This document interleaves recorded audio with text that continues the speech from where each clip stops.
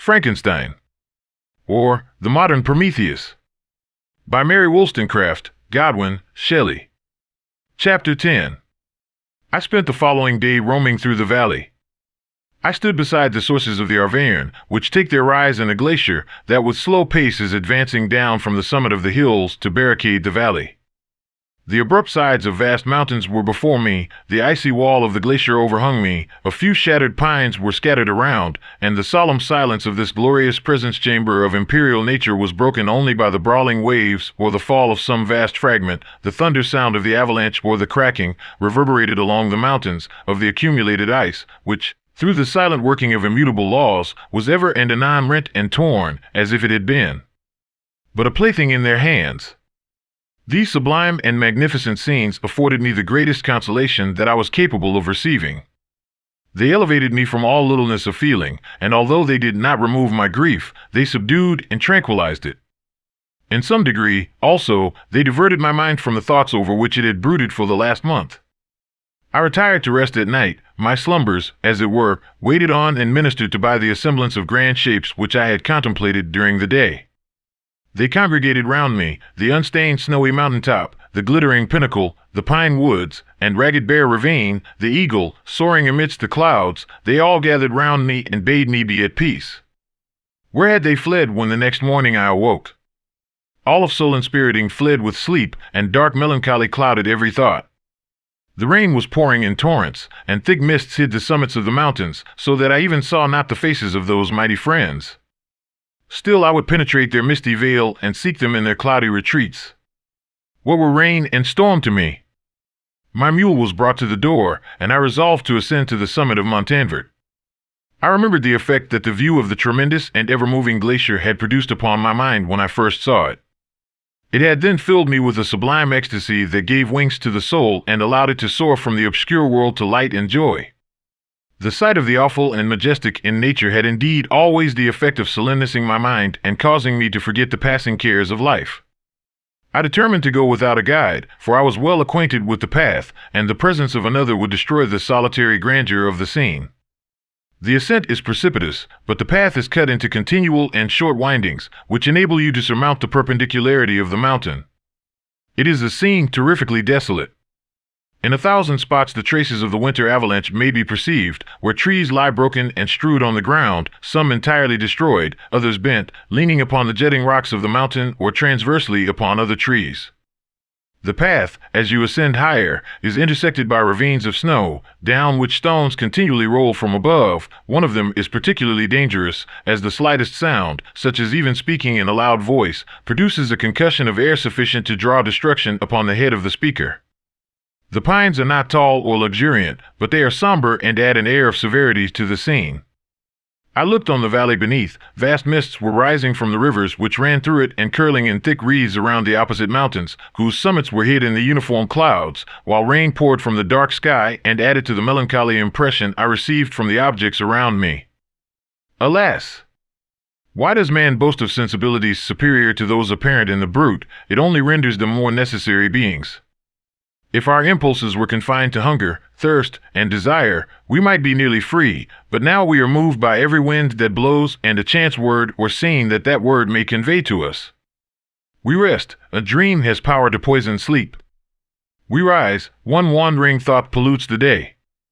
We feel, conceive, or reason, laugh or weep. Embrace fond woe, or cast our cares away. It is the same, for, be it joy or sorrow, the path of its departure still is free. Man's yesterday may ne'er be like his morrow. Not may endure, but mutability. It was nearly noon when I arrived at the top of the ascent. For some time I sat upon the rock that overlooks the sea of ice. A mist covered both that and the surrounding mountains. Presently a breeze dissipated the cloud, and I descended upon the glacier. The surface is very uneven, rising like the waves of a troubled sea, descending low, and interspersed by rifts that sink deep. The field of ice is almost a league in width, but I spent nearly 2 hours in crossing it. The opposite mountain is a bare perpendicular rock. From the side where I now stood Montanvert was exactly opposite, at the distance of a league, and above it rose Mont Blanc in awful majesty. I remained in a recess of the rock, gazing on this wonderful and stupendous scene. The sea, or rather the vast river of ice, wound among its dependent mountains, whose aerial summits hung over its recesses. Their icy and glittering peaks shone in the sunlight over the clouds. My heart, which was before sorrowful, now swelled with something like joy. I exclaimed, wandering spirits, if indeed you wander, and do not rest in your narrow beds, allow me this faint happiness, or take me, as your companion, away from the joys of life. As I said this, I suddenly beheld the figure of a man, at some distance, advancing towards me with superhuman speed. He bounded over the crevices in the ice, among which I had walked with caution. His stature, also, as he approached, seemed to exceed that of man. I was troubled, a mist came over my eyes, and I felt a faintness seize me, but I was quickly restored by the cold gale of the mountains. I perceived, as the shape came nearer, sight tremendous and abhorred, that it was the wretch whom I had created. I trembled with rage and horror, resolving to wait his approach and then close with him in mortal combat. He approached, his countenance bespoke bitter anguish, combined with disdain and malignity, while its unearthly ugliness rendered it almost too horrible for human eyes. But I scarcely observed this. Rage and hatred had at first deprived me of utterance, and I recovered only to overwhelm him with words expressive of furious detestation and contempt. "Devil," I exclaimed, "do you dare approach me? And do not you fear the fierce vengeance of my arm wreaked on your miserable head? Begone, vile insect!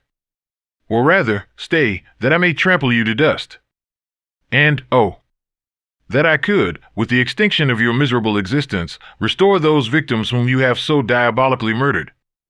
"I expected this reception," said the daemon. "All men hate the wretched. How, then, must I be hated, who am miserable beyond all living things? Yet you, my creator, detest and spurn me, thy creature, to whom thou art bound by ties only dissoluble by the annihilation of one of us. You purpose to kill me. How dare you sport thus with life?